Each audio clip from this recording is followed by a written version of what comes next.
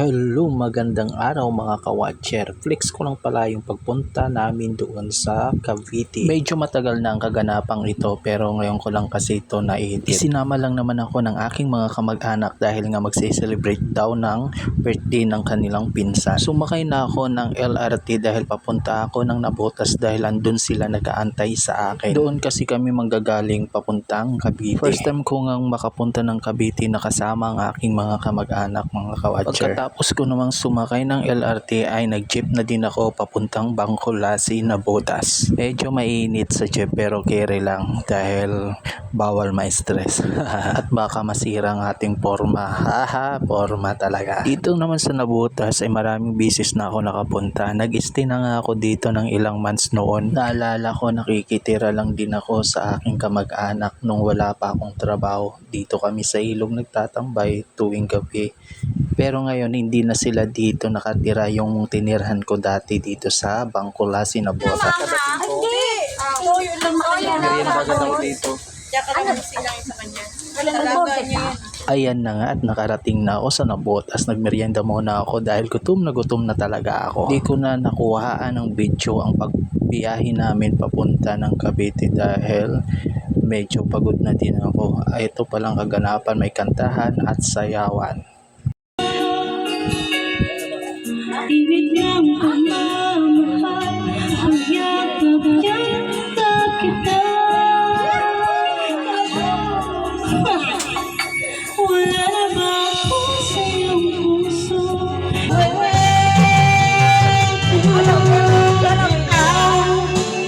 I've been away too long, and now I can be too strong.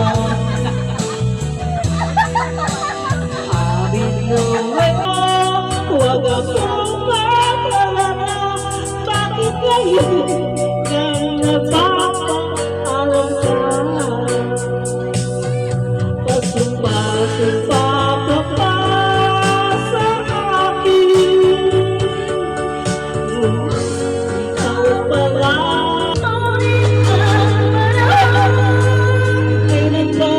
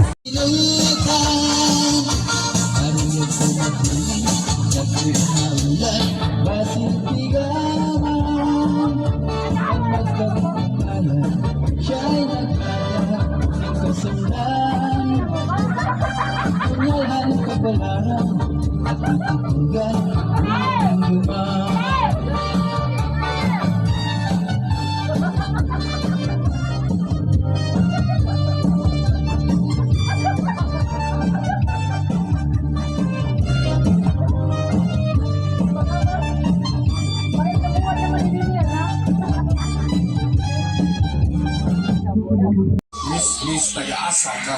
Mga Dubai.